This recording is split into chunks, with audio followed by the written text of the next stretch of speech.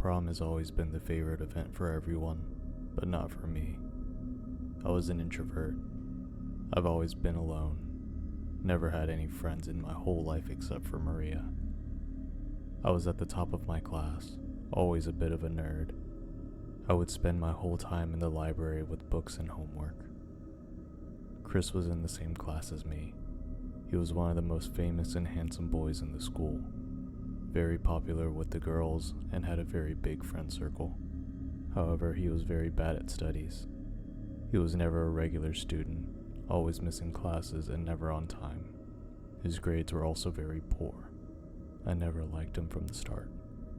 Just before prom time, he had broken up with his girlfriend Lucy, another famous, rich, spoiled brat of the school. She was mean and had anger issues, and according to rumors, that was the main reason for their breakup. The prettier they are, the crazier, am I right? After his breakup, he didn't come to school for about 2 weeks. Then, one day, our teacher teamed me up with him for a final assignment because he had bad grades and lack of effort in studies. I didn't want to, and I think he didn't want it either, but despite his efforts, we ended up together. I always thought of him as an arrogant rich kid. The next day, we met in the library to study for the project. He came about 20 minutes late, and I was already furious. But when he arrived, he apologized nicely. As we spent time together, I got to know more about him, and realized he wasn't as bad as I thought he was. He was a nice and soft-hearted person inside. We started meeting more often, and we were getting close. He also seemed kind of interested in me. Soon, it was prom time, and everyone was talking about their partners. Nobody asked me, and to be honest, I didn't even want to go with anyone else but Chris. Then, one day, I casually asked him if he had someone to go with to prom. He replied, "Not yet, but I can go with you if you agree, of course." I was really happy and quickly agreed. After that, the news spread like wildfire. I overheard others talking behind my back, and Lucy was arguing with Chris. Bad things were also circulating on the internet. I was really annoyed by all of that, and I didn't even want to go to prom anymore. But Chris convinced me, and Maria also forced me, telling me not to bother with such things. Soon, it was prom night, and I was in a royal blue dress. It was my first time attending prom. Chris picked me up, and it was the first time I was ready like that. He was shocked to see me this way, and complimented me. I was with Chris, and we all enjoyed the night, making the best memories. We were about to kiss when suddenly he started coughing. Our best moment turned into the worst. Blood started oozing from his mouth, and he was on his knees. Soon, he was lying dead on the ground. I was stunned, standing still. There was a panic in the hall, and everyone was scared. Soon, the police arrived, and they investigated. Chris had been poisoned, but how and who did that? After about a week of investigation, they found out it was Lucy who gave money to a waiter to mix poison in his drink. She got arrested and was imprisoned. Chris was my first and last prom partner and love.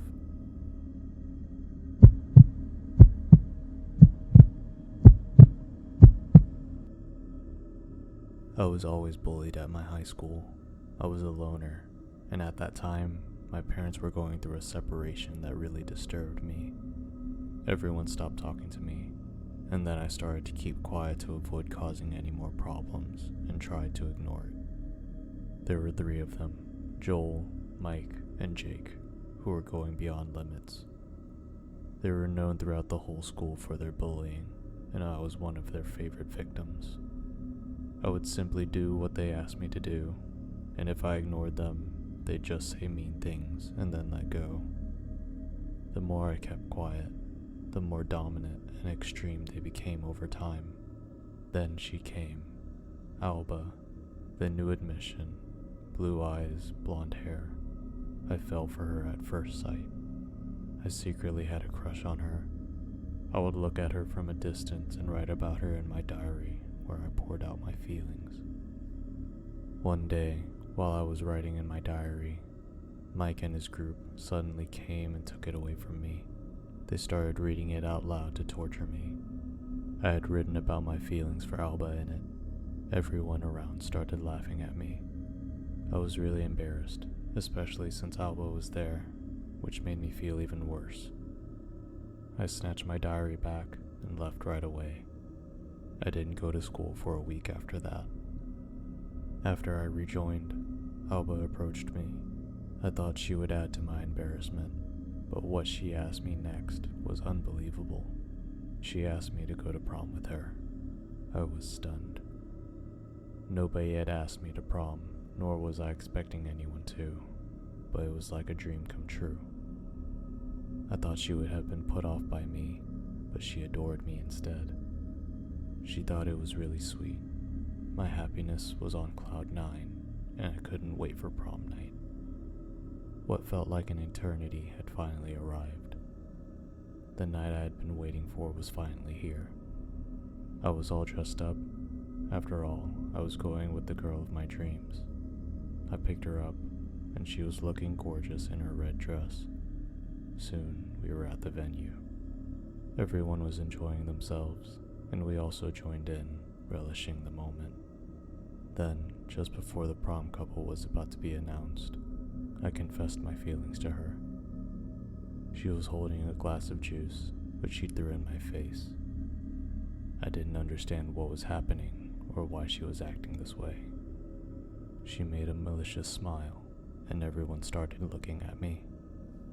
Then Mike and his friends came laughing. "What did you think? I'd fall for a loser like you? Never. Go look at yourself in the mirror," she started saying. I never imagined that behind that pretty face lay such a bad heart and personality. When I tried to say something to her, Mike intervened and started hitting my head, laughing. She kept on saying mean things along with Mike, and everyone around was once again laughing at me. This time, I got the best of my emotions. I got angry. She played with my emotions along with Mike. The prom was actually his. In that moment of anger, I punched Mike very hard in the face and kept doing it until he was unconscious and we were separated by the others. His face was ruined. I looked up and I could clearly see fear in everyone's eyes. They were watching me as if I was a serial killer. I was expelled from school, and my parents were called. Mike got admitted to the hospital for a few days until he got better. Later, I transferred to another school. That was my first prom, and I'll never forget that.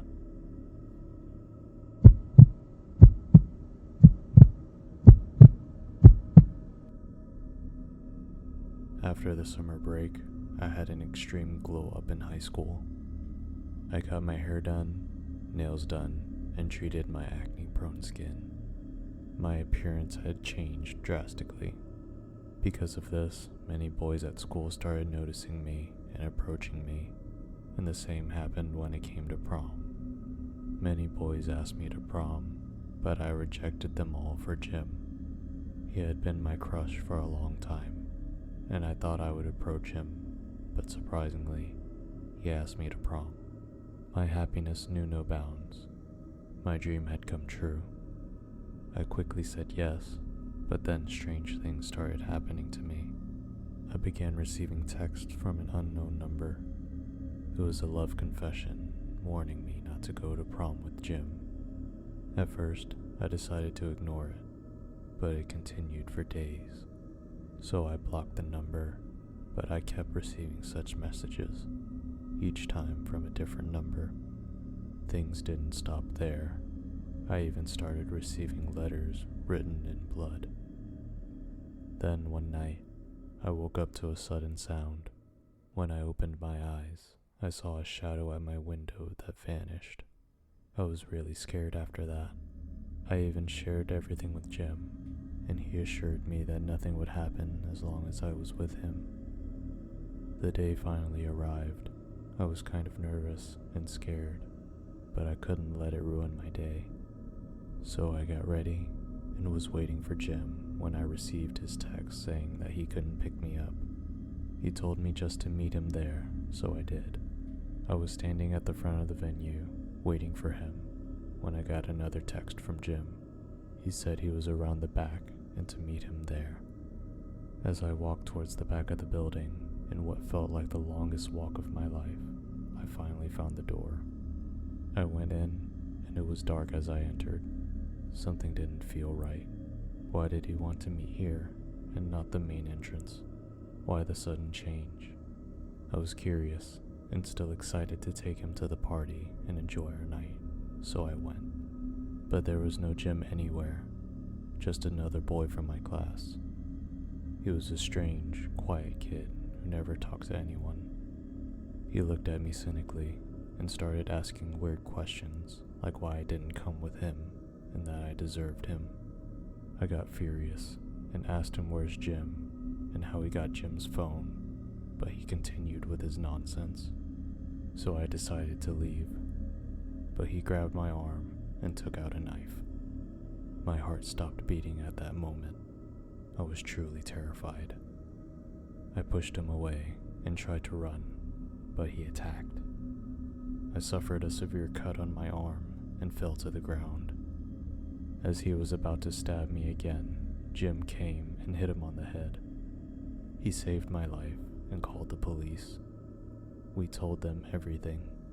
He was a mentally unstable person, an obsessive psychopath who had stolen Jim's phone and called me. The cops even found footage of him around my house multiple times on our security cameras.